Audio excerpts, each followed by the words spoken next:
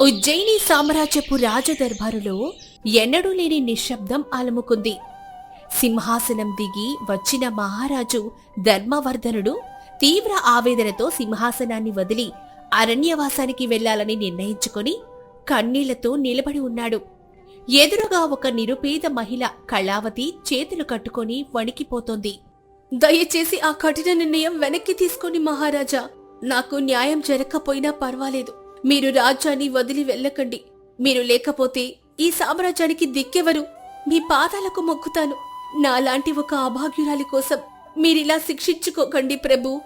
లేదు కళావతి, ఒక రాజుగా నీకు న్యాయం చేయలేని ఈ సింహాసనం నాకు వద్దు. ఈ కిరీటం నా తలపై ముళ్ల కిరీటంలా మారుతోంది. నా తండ్రి ఇచ్చిన మాటకు, నా రాజధర్మానికి మధ్య నేను నలిగిపోతున్నాను. ధర్మం ఓడిపోయిన రాజ్యంలో రాజు సింహాసనంపై ఉండటం కంటే అరణ్యవాసం చేయడమే మేలు. ఈ ధర్మ సంకటం నుండి నాకు అరణ్యవాసమే విముక్తి.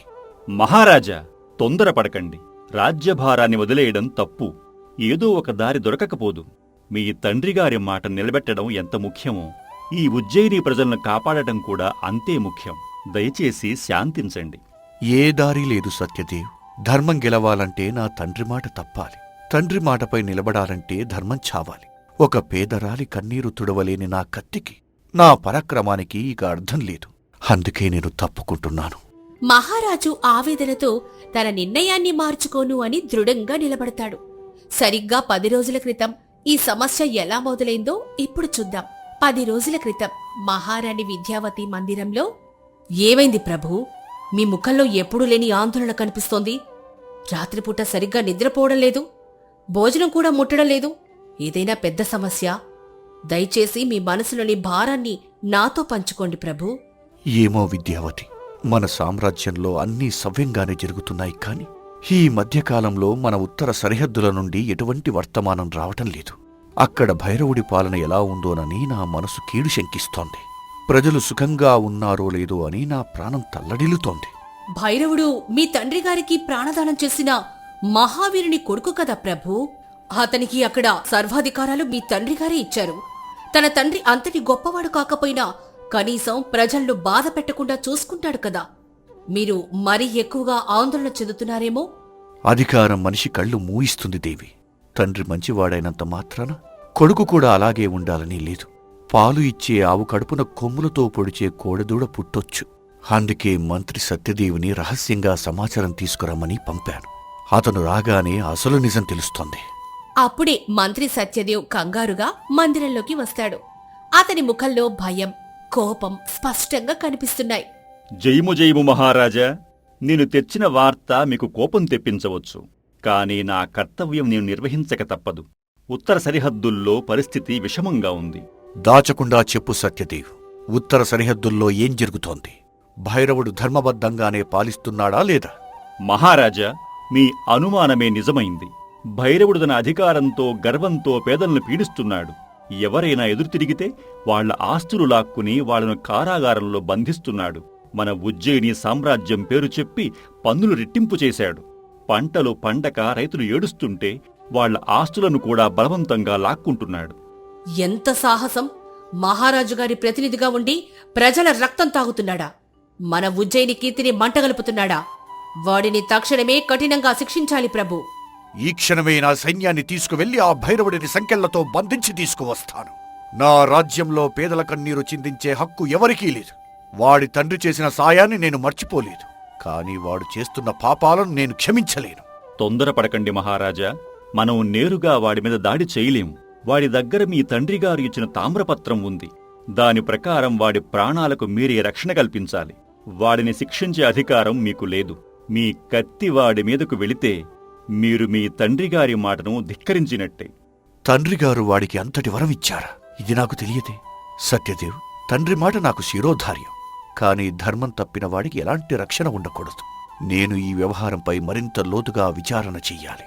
మన గుఢాచారి వీరమల్లును వెంటనే అక్కడికి పంపించు. ఉత్తర సరిహద్దులో ఉన్న భైరవుని కోట. వాతావరణం భయంకరంగా ఉంది. భైరవుడు తన సింహాసనంపై కూర్చొని వికృతంగా నవ్వుతున్నాడు. పక్కనే అతని అనుచరుడు రుద్ర ఉన్నాడు. సేవకులు భయంతో వణికిపోతున్నారు. చూశావా రుద్ర, ఈ సరిహద్దు గ్రామాలకు నేనే మహారాజును. ఉజ్జయిని సామ్రాజ్యం నుండి ఎవరైనా నన్ను ప్రశ్నించడానికి వస్తే వాళ్ళకి నా దగ్గర ఉన్న తామ్రపత్రం చూపిస్తాను.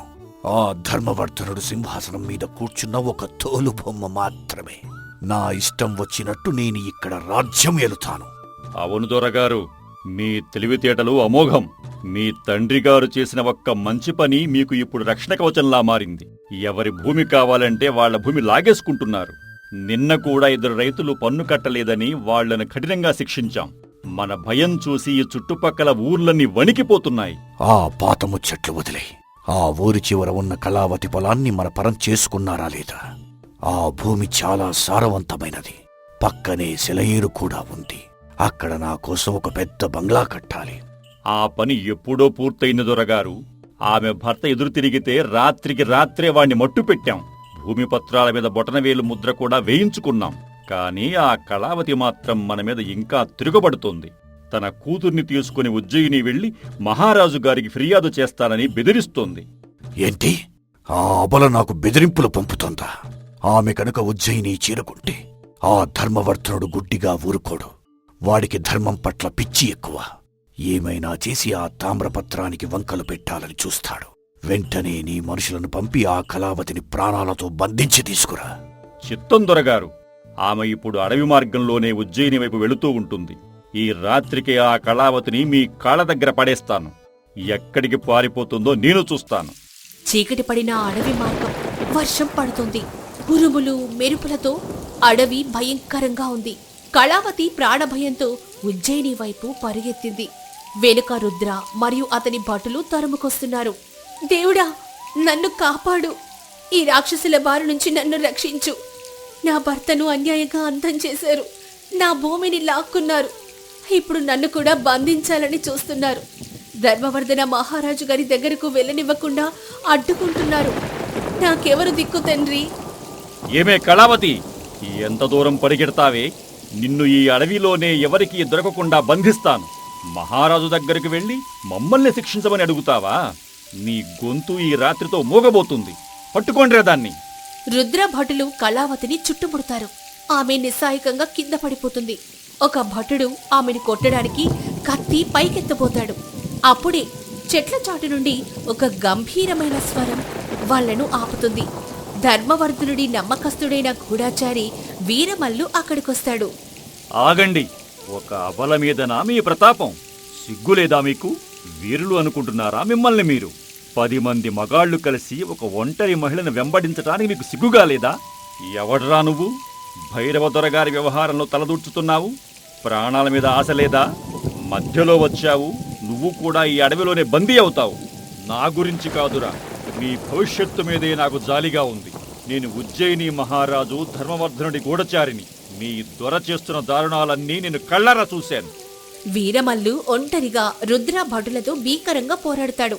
అతని కత్తి దెబ్బలకు తాళలేక భటులు స్పృహ తప్పి కింద పడిపోతారు.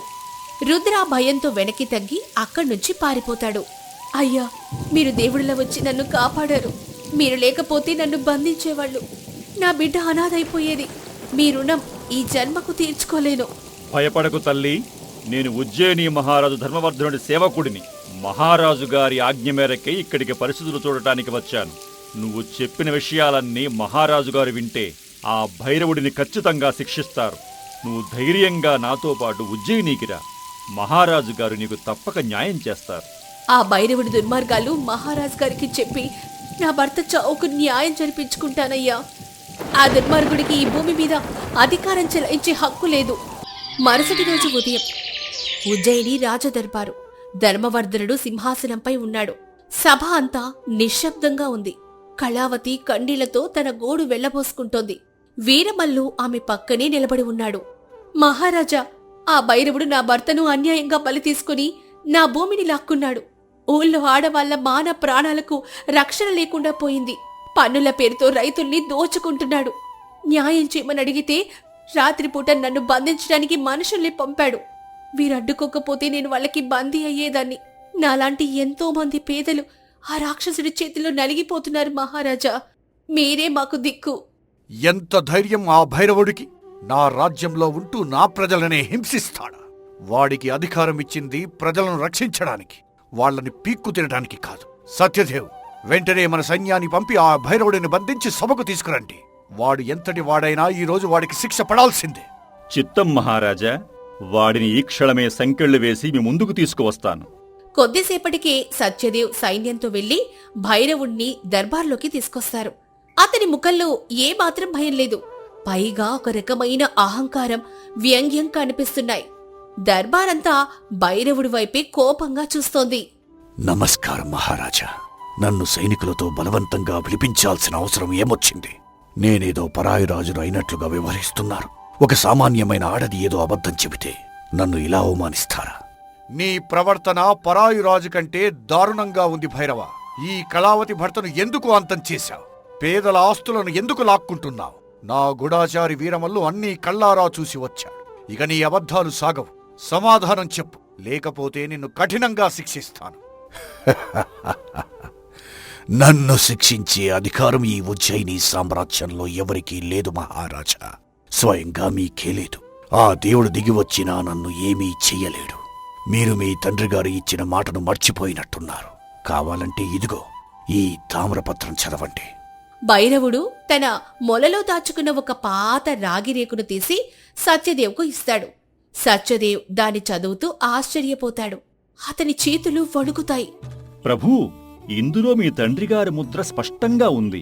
నా ప్రాణాలు కాపాడిన భైరవుడి తండ్రికి, అతని వంశానికి ఉత్తర సరిహద్దుల మీద సర్వాధికారాలు ఇస్తున్నాను. వాళ్లు అక్కడ ఏ నిర్ణయం తీసుకున్నా దానికి ఉజ్జయిని రాజులు ఎవరూ అడ్డు చెప్పకూడదు. వాళ్లను శిక్షించే అధికారం ఉజ్జయిని రాజులకు లేదు. ఇది నా పవిత్రమైన వాగ్దానం అని రాసి ఉంది మహారాజా. అంటే నాకు న్యాయం జరగదా మహారాజా? ఆ రాక్షసుడి చేతిలో మేమంతా నలిగిపోవాల్సిందేనా? తండ్రి గారి మాటకు విలువిచ్చి వందలాది మంది ప్రజల జీవితాల్లో గాలికి వదిలేస్తారా ప్రభు?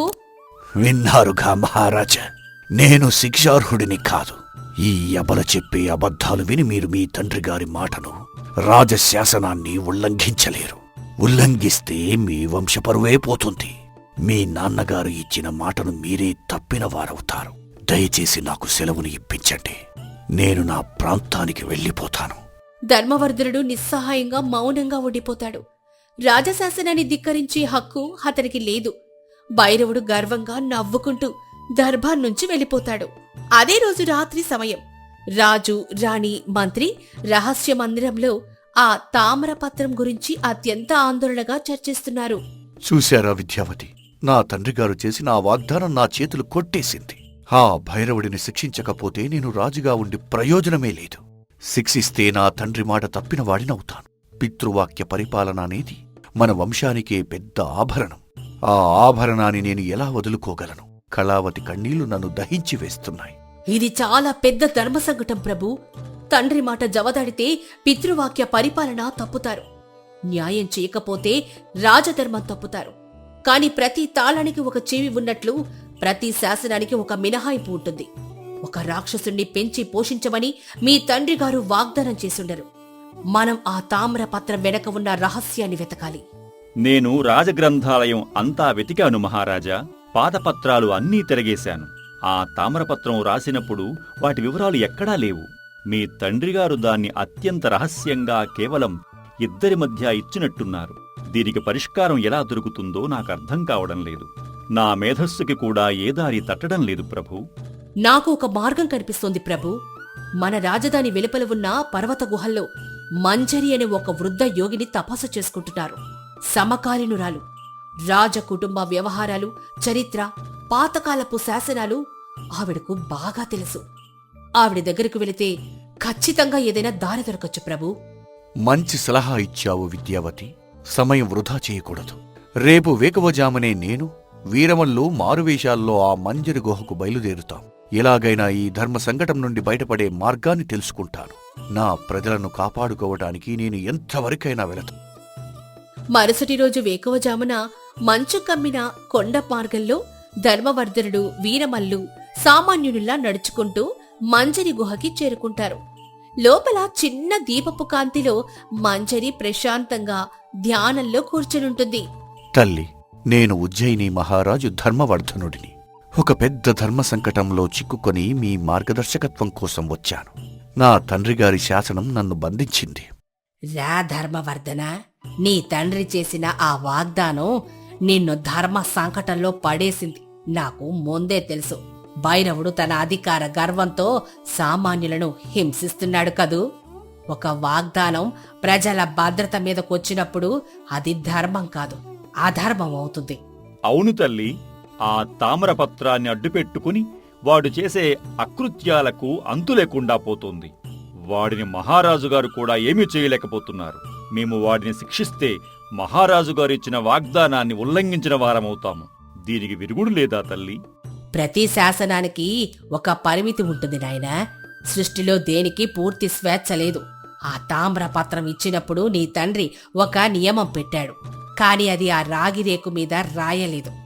అది కేవలం మాటలకే పరిమితమైంది. ధర్మాన్ని కాపాడే ఆ నియమం నాకు మాత్రమే తెలుసు. ఆ నియమం ఏమిటి తల్లి? దయచేసి చెప్పండి. నా ప్రజలు కష్టాలు పడుతుంటే నేను సింహాసనం మీద నిస్సహాయంగా చూస్తూ ఊరుకోలేను. వాడు నా కళ్ల ముందే కళావతి లాంటి అభాగ్యురాలను ఏడిపిస్తున్నాడు. నీ తండ్రి భైరవుడి తండ్రితో ఆ రోజు ఇలా అన్నాడు, ఈ అధికారం నీ వంశానికి ఒక బహుమతి మాత్రమే. కాని ఎప్పుడైతే మీ వంశస్థులు ధర్మం తప్పి ఉత్తర దిక్కున ఉన్న పురాతన భైరవేశ్వర ఆలయ ప్రాంగణంలో కత్తిపట్టి నిరపరాధి రక్తం చెందిస్తారో ఆ క్షణమే ఈ తామ్రపత్రం శక్తి కోల్పోతుంది. ఉజ్జయిని రాజులకు మిమ్మల్ని శిక్షించే అధికారం తిరిగి వస్తుంది అని స్పష్టంగా చెప్పాడు. ఓహో, అంటే వాడి చేత ఆ గుడిలో నిరపరాధిగా గాయం అయ్యేలా చెయ్యాలన్నమాట. అప్పుడే వాడి రక్షణ కవచం బద్దలవుతుంది. అవును, కాని గుర్తుంచుకోండి, అలా అని ఎవరికైనా తీవ్ర ప్రాణాపాయం జరిగితే మీరు రాజధర్మం తప్పినట్టే. ఎవరికీ హాని కలగకుండా ఆ నియమం ఉల్లంఘించబడేలా చూడటం నీ బాధ్యత ధర్మవర్ధన. నీ బుద్ధి బలాన్ని ప్రదర్శించాల్సిన సమయం ఇదే. మీ మాటలు నాకు కొత్త దారిని చూపించాయి తల్లి. నా ప్రజలకు అన్యాయం జరగకుండా ఆ భైరవుడి ఆట ఎలా కట్టించాలో, ఆ తామ్రపత్రాన్ని ఎలా నిర్వీర్యం చెయ్యాలో నాకు తెలిసింది. మీ ఆశీస్సులు ఉంటే ఆ రాక్షసుని నేనే శిక్షిస్తాను. సెలవిప్పించండి. ఉత్తర సరిహద్దులోని భైరవుని కోట. భైరవుడు కోపంగా అటు ఇటు నడుస్తున్నాడు.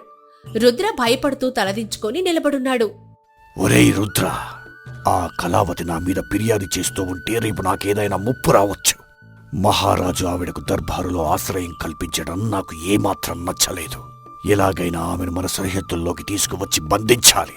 ఆ రాగిరేకు ఉన్నంత వరకు మహారాజు నన్ను ఏమీ చేయలేడు. కాని ఆ కళావతి రోజూ ఏడుస్తూ నా పరువు తీస్తుంది. కాని ఎలా దొరగారు? ఆమె ఇప్పుడు మహారాజుగారి పూర్తి రక్షణలో ఉజ్జయిని కోటలో ఉంది. మనం అక్కడికి వెళ్లి ఆమెను తీసుకురావడం అసాధ్యం. నా తెలివి గురించి నీకింకా అర్థం కాలేదురా. ఆమెను మనం తీసుకురావటం కాదు, ఆమెనే స్వయంగా మన దగ్గరకు వచ్చేలా చెయ్యాలి. కళావతి కూతురు మన దగ్గరే బందీగా ఉందన్న విషయం రహస్యంగా ఆమెకు వర్తమానం పంపు. తన కూతుర్ని రక్షించుకోవాలంటే ఒంటరిగా అమావాస్య రాత్రికి భైరవేశ్వర ఆలయానికి రమ్మని చెప్పు. కూతురి మీద మమకారంతో ఆమె ఖచ్చితంగా ఎవరికీ చెప్పకుండా వస్తుంది. అద్భుతమైన పథకం దొరగారు. ఆ గుడి ప్రాంగణంలోనే ఎవరికీ తెలియకుండా ఆ కళావతిని బంధించి అజ్ఞాతంలో ఉంచుదాం. అప్పుడు ఎవరికీ ఎలాంటి అనుమానం రాదు. ఆమె తన కూతుర్ని వెతుక్కుంటూ అడవిలో తప్పిపోయిందని ప్రచారం చేద్దాం. నేను వెంటనే ఉజ్జయినికి మన మనిషిని వర్తమానంతో పంపుతాను. ఆ ఉజ్జయిని మహారాజు నా ముందు ఒక కీలు బొమ్మ లాంటివాడు. ఆ తామ్రపత్రం ఉన్నంత వరకు నన్ను ఆ దేవుడు కూడా ఏమీ చేయలేడు. ఈ రోజుతో ఆ కళావతి పీడ విరగడైపోతుంది. అమావాస్య రాత్రి పురాతన భైరవేశ్వర ఆలయ ప్రాంగణం. చుట్టూ కాగడాల వెలుతురులో గబ్బిలాల శబ్దాలతో వాతావరణం భయానకంగా ఉంది. కళావతి ఒంటరిగా వణుకుతూ కన్నీళ్లు తుడుచుకుంటూ అక్కడికి చేరుకుంటుంది. భైరవుడు, రుద్ర కత్తులు పట్టుకొని ఆమె కోసం ఎదురు చూస్తున్నారు. దొరగారు, నేనొచ్చేశాను. మీరు చెప్పినట్టే ఒంటరిగా వచ్చాను. నా కూతురెక్కడా? దయచేసి బిడ్డకు నాకు అప్పగించండి. నా ప్రాణాలు కావాలంటే బంధించండి, కాని నా బిడ్డని ఏమీ చెయ్యకండి. నీ కూతురా? ఇక్కడ ఎవరూ లేరు కళావతి. నీ కూతురు ఎప్పుడో తన బంధువుల ఇంటికి వెళ్ళిపోయింది. నిన్ను ఇక్కడికి రప్పించడానికి వేసిన ఎరాది. మహారాజు దగ్గరికి వెళ్లి నా మీదనే ఫిర్యాదు చేస్తావా? నా అధికారాన్ని ప్రశ్నిస్తావా? ఈ రోజుతో నీ కథ ముగిసింది. మోసం చేశారు. ఎంతటి రాక్షసులు మీరు! ఒక తల్లి ప్రేమను అడ్డు పెట్టుకుని ఇలాంటి మోసానికి ఒడిగడతారా? మహారాజు గారికి ఈ విషయం తెలిస్తే మిమ్మల్ని వదిలిపెట్టరు, మిమ్మల్ని కఠినంగా శిక్షిస్తారు. మహారాజు నన్నేమీ చెయ్యలేడు. వాడు నా చేతిలో ఉన్న తామ్రపత్రానికి బానిస. రుద్ర, పట్టుకోదాన్ని. ఈ గుడిలోనే దాన్ని శాశ్వతంగా బంధిద్దాం. రుద్ర ముందుకొచ్చి కళావతిని బలవంతంగా పట్టుకుంటాడు. భైరవుడు తన కత్తిని పైకెత్తి ఆమెపై దాడి చేయబోతాడు. అదే క్షణంలో గుడి పైకప్పు మీద నుంచి ముఖానికి వస్త్రం కట్టుకున్న మారువేషంలో ఉన్న ధర్మవర్ధనుడు కిందకు దూకి భైరవుడి కత్తిని తన కత్తితో బలంగా అడ్డుకుంటాడు. కత్తులు రాసుకుని నిప్పు రవ్వులు రాలుతాయి. ఆ ఘర్షణలో భైరవుడి కత్తి వేగం తప్పి కళావతి చేతిని గీసుకుంటూ వెళ్తుంది. కళావతి గాయపడుతుంది. రక్తం గుడి నేల మీద పడుతుంది. ఎవర్రా నువ్వు? నా పనులకి అడ్డు వస్తావా? నా చేతిలో ఈ తామ్రపత్రం ఉండగా నన్ను ఎదిరించే ధైర్యం ఎవరికి ఉంది? నేను అడ్డు వచ్చింది నీ పనులకు కాదు భైరవ, నీ పాపాలకు, నీ అహంకారానికి అంతం పలకటానికి వచ్చాను. మహారాజా, మీరా? ఓహో, మహారాజా మీరా? ఇక్కడికి ఎందుకు వచ్చారు? నన్ను బంధించడానిక? మర్చిపోకండి, ఆ తామ్రపత్రం, ఆ శాసనం మిమ్మల్ని ఆపుతోంది. మీ తండ్రి గారి మాటను మీరు ధిక్కరించలేరు. ఆ తామ్రపత్రం ఇప్పుడు ఒక పనికిరాని రాగిరేకు భైరవ. ఎప్పుడైతే ఈ పవిత్రమైన ఆలయంలో ఒక నిరపరాధి రక్తం కింద పడిందో ఆ క్షణమే నీ తండ్రికిచ్చిన శాసనం చెల్లకుండా పోయింది. ఇది నా తండ్రి పెట్టిన నియమం. నువ్వు నీ చేతులారా నీ రక్షణ కవచాన్ని పగలగొట్టుకున్నావు. ఇప్పుడు నువ్వు సాధారణ ఏమిటి నియమమా? నాకు తెలియదే. నువ్వు నన్ను మోసం చేస్తున్నావు. నన్ను భయపెట్టడానికి నువ్వు ఆడుతున్న నాటకం కదా ఇది. మోసం నా రక్తంలో లేదు భైరవ. అధర్మాన్ని అంతం చేయటానికి నేను ఎంచుకున్న ధర్మ మార్గం ఇది. వీరమల్లు, రా బయటకు. రుద్రను బంధించు. ఈ భైరవుడి పొగరు నేను అరుస్తాను. ఈ రోజు నా కత్తి దేవుడి శాసనంగా మారుతుంది. గుడి బయట దాక్కున్న వీరమల్లు వెంటనే లోపలికొచ్చి రుద్రను మిగతా భటులను బంధిస్తాడు. ధర్మవర్ధనుడికి భైరవుడికి మధ్య భీకరమైన కత్తి యుద్ధం జరుగుతుంది. కత్తుల చప్పుడుతో గుడి మారుమోగుతుంది. కొద్దిసేపటికే ధర్మవర్ధనుడి శౌర్యం ముందు భైరవుడు నిలవలేకపోతాడు. భైరవుడి చేతిలోని కత్తి ఎగిరి కింద పడిపోతుంది. కత్తి పట్టి ఎదురించడం చేత కాక కాదురా ఇన్నాళ్ళు ఓపిక పట్టింది. నా తండ్రి మాట కోసం ఒక పేదరాలి కన్నీరు తుడవడానికి నేను ఎంతటి సాహసానికైనా తెగిస్తాను. ఇప్పుడు ఆ అడ్డంకం తొలగిపోయింది. నిన్ను నా దర్బారులోనే ప్రజలందరి ముందు శిక్షిస్తాను. మరుసటి రోజు ఉదయం ఉజ్జయిని రాజు దర్బారు. భైరవుణ్ణి చేతులకు కాళ్లకు సంఖ్యలతో సభ మధ్యలో నిలబెడతారు. కళావతి రాజు ముందు చేతులు కట్టుకొని నిలబడి ఉంది. ఇప్పుడు కథ మొదట్లో చూసిన దృశ్యం గుర్తు చేసుకోండి. రాజు సింహాసనాన్ని వదిలి వెళ్లడానికి సిద్ధపడి ఉన్నాడు. నా తండ్రి మాట నిలబెట్టాలని నిన్నటి వరకు రాజ్యాన్ని వదిలిపెట్టాలనుకున్నాను కళావతి. ఒక రాజుగా నీకు న్యాయం చేయలేక నా ధర్మ సంకటానికి అరణ్యవాసమే ముగింపు అనుకున్నాను. నా సర్వస్వం కోల్పోయినా సరే నా తండ్రి మాటను నిలబెట్టుకున్నాను. వద్దు మహారాజా, దయచేసి ఈ ఆలోచన విరమించుకోండి. మీ మార్గదర్శకత్వం చాలా విలువైనది. మీలాంటి రాజు ఉంటేనే మాలాంటి పేదలకు బ్రతుకుంటుంది. అవును కళావతి, ఇప్పుడు నేను సింహాసనాన్ని వదలాల్సిన అవసరం లేదు. ఎందుకంటే ఈ భైరవుడు నిన్న రాత్రి గుడిలో నిరపరాధి అయిన నీ రక్తం చిందించి ఆ తామ్రపత్ర శాసనాన్ని వాడి చేతులారా ఉల్లంఘించాడు. ఇప్పుడు ఇతను నా తండ్రి వాగ్దానానికి అతీతుడు కాడు, నా చట్టానికి బందీ, ఈ ఉజ్జయిని న్యాయ వ్యవస్థకు బారిస. జయము జయము మహారాజా.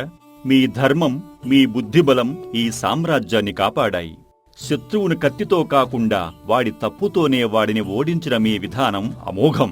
పితృవాక్యాన్ని గౌరవిస్తూనే ఎవరికీ ప్రాణాపాయం కలగకుండా ప్రజలకు న్యాయం చేసిన మీ వివేకం చరిత్రలో సువర్ణాక్షరాలతో నిలిచిపోతుంది ప్రభు. మీరు నిజమైన ధర్మవర్ధనులు.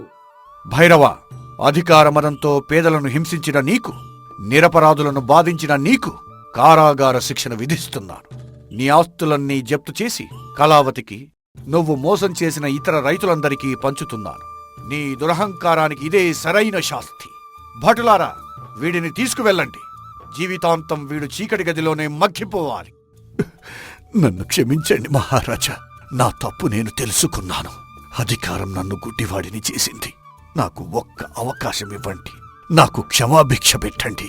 క్షమాభిక్ష అడగడానికి నీకు అర్హత లేదు భైరవ. పేదల కన్నీళ్లు చూసి నవ్విన వాడికి క్షమ అడగడానికి అర్హత లేదు. వీడిని తీసుకువెళ్ళండి. భటులు భైరవుణ్ణి కారాగారానికి తీసుకెళ్తారు. సభలోని ప్రజలంతా ధర్మవర్ధనుడికి జయ జయధ్వానాలు చేస్తారు. ఒక ధర్మ సంకటం ఎదురైనప్పుడు సహనం, వివేకంతో ఆలోచిస్తే ఎటువంటి సమస్యనైనా ధర్మబద్ధంగా పరిష్కరించవచ్చని మహారాజు నిరూపించాడు. ఉజ్జయిని సామ్రాజ్యం మళ్లీ ప్రశాంతంగా, సుభిక్షంగా మారింది. మీ జీవితంలో ఎప్పుడైనా ఇలాంటి ధర్మ సంకటం ఎదురైతే మీరు దాన్ని ఎలా పరిష్కరిస్తారో కింద కామెంట్ చేసి చెప్పండి. కథ విన్నందుకు ధన్యవాదాలు.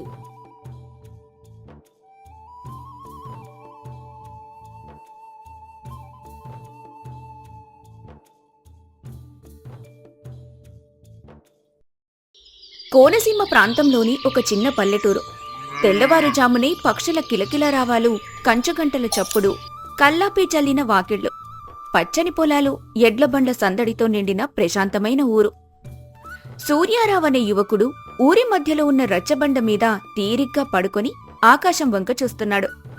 అప్పుడే పొలానికి వెళ్తున్న రామకోటి ఆగి సూర్యారావును పలకరించాడు. ఏమయ్యా సూర్యారావు, సూర్యుడు నెత్తిమీదకు వస్తున్నాడు, ఇంకా ఇక్కడే పడుకున్నావా? పొలానికి వెళ్ళవా? ఊరంతా పనుల్లో మునిగి ఉంటే నువ్వు మాత్రం ఇలా గాలిమేడలు కడుతున్నావు.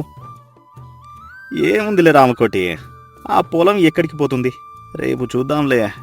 ఈరోజు గాలి చాలా చల్లగా ఉంది. ఈ వేప చెట్టు నీడలో నిద్ర చాలా హాయిగా ఉంది. ఎందుకంత హడావిడి?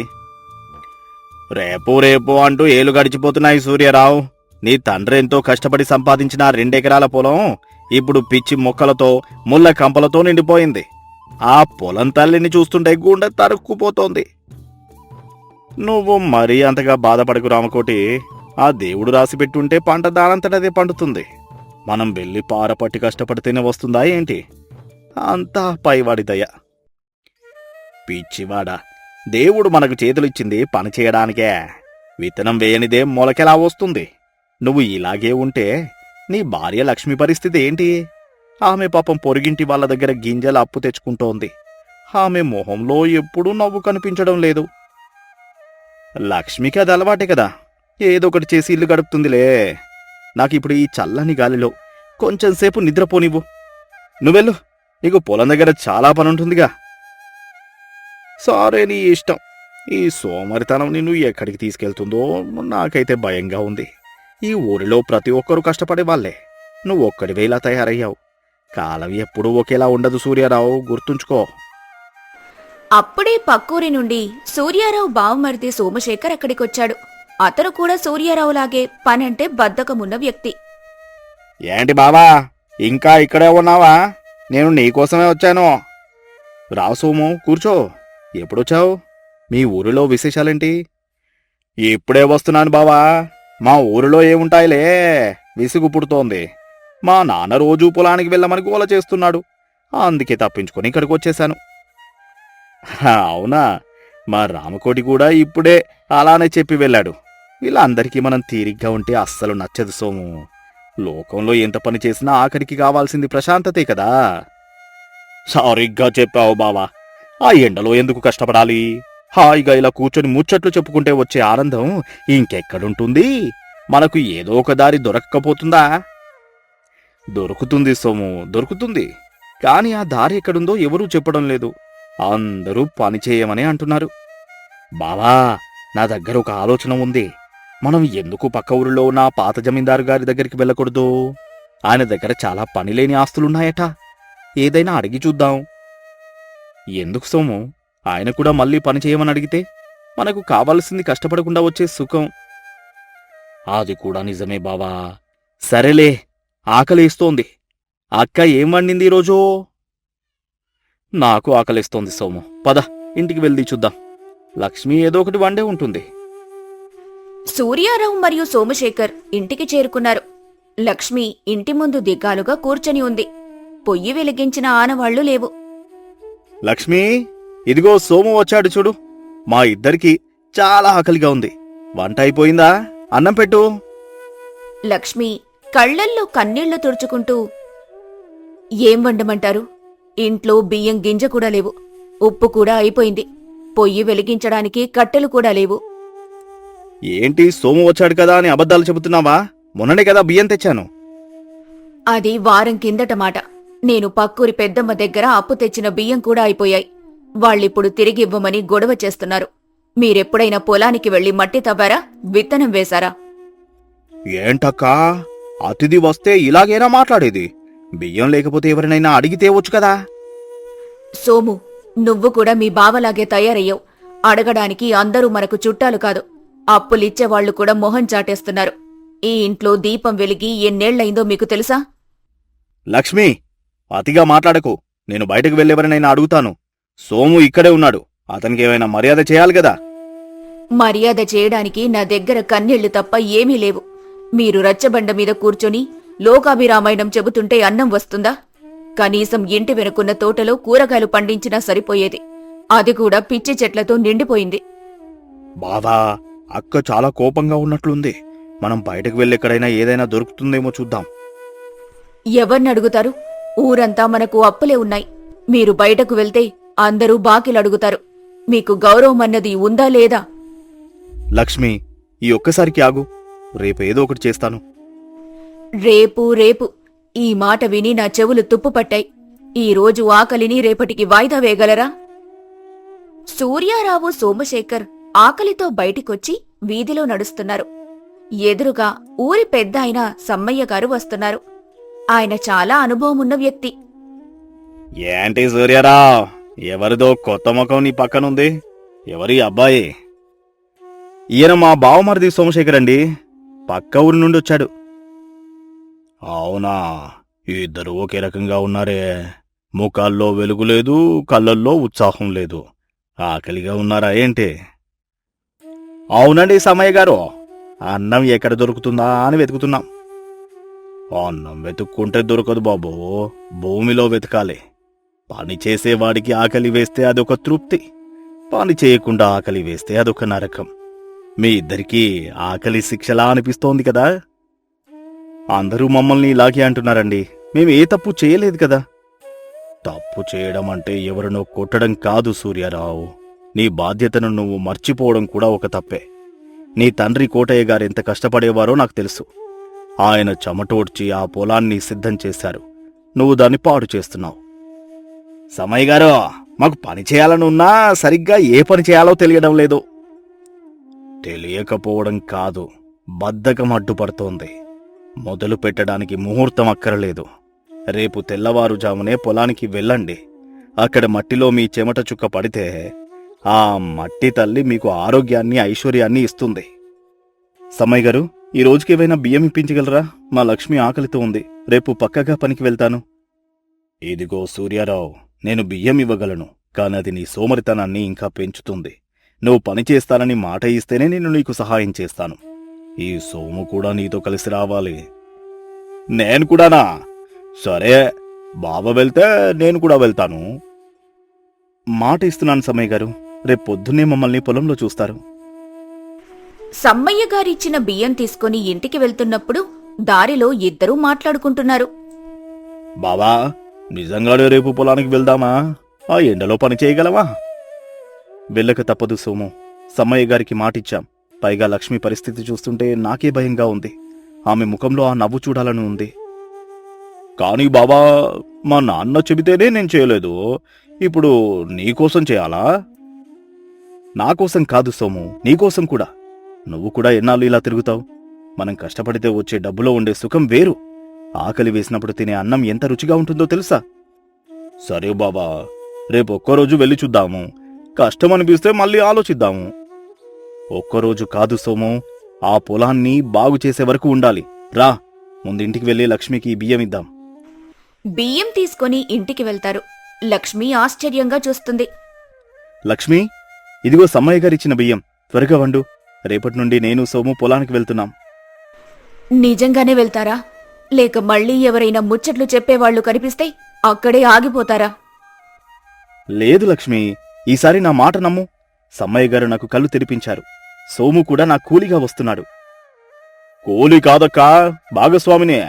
నేను కూడా బావకు సహాయం చేస్తాను. మీరిలా అంటుంటే నా ప్రాణం లేచి వచ్చినట్లుంది. మీకు కావాల్సిన పారలు, గడ్డిపారలు అన్నీ శుభ్రం చేసి పెడతాను. మీరు పనికి వెళ్తే నేను మీకు పొలానికి అన్నం పట్టుకొనొస్తాను. సరే లక్ష్మి, రేపు ఉదయం 4 గంటలకి మమ్మల్ని నిద్రలేపు. తెల్లవారుజామున 4 గంటలకే లేచి సూర్యారావు సోమశేఖర్ పొలానికి చేరుకున్నారు. మంచు కురుస్తోంది.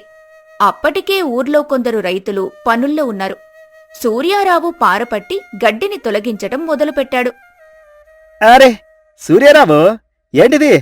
పక్కన ఇంకో ఎద్దును కూడా తెచ్చావా ఏంటి? సోమశేఖర్, నువ్వు కూడానా? నవ్వుకోనారాయన, మా మీద మాకే నవ్వు వస్తోంది. కానీ ఇన్నాళ్ళు చేసిన తప్పును దిద్దుకోవాలని వచ్చాం. చాలా సంతోషం సూర్యారావు. సోము, నువ్వు కూడా నీ బావతో కలిసి పనిచేయడం మంచిది. మీ పొలంలో గడ్డి అడవిలా పెరిగింది. ఇది శుభ్రం చేయాలంటే వారం రోజులు పడుతుంది. అబ్బో, వారం రోజులా? బావా, నాకు అప్పుడే చేతులు నొప్పి పుడుతున్నాయి. ఊరుకో సోము, మొదట్లో అలాగే ఉంటుంది. పని మొదలు పెడితే అదే అలవాటవుతుంది. నారాయణ, మాకు ఏ విత్తనాలు వేస్తే బాగుంటుందో కొంచెం చెబుతావా? తప్పకుండా. ఇప్పుడు కాలం బాగుంది. వరి వేస్తే మంచి పంట వస్తుంది. నీ దగ్గర విత్తనాలు లేకపోతే నేను ఇస్తాను. వద్దు నారాయణ, సమ్మయ్య గారిచ్చిన బియ్యం తిని పని చేస్తున్నాం. విత్తనాలు కూడా కష్టపడి కొనుక్కుంటాం. నీ సలహా ఉంటే చాలు. రోజులు గడిచే కొద్దీ సూర్యారావు సోమశేఖర్ రూపం మారిపోయింది. నలుపు రంగులోకి మారిన శరీరం, గట్టిపడిన చేతులు, ఎండను వానను లెక్క చేయకుండా పనిచేస్తున్నారు.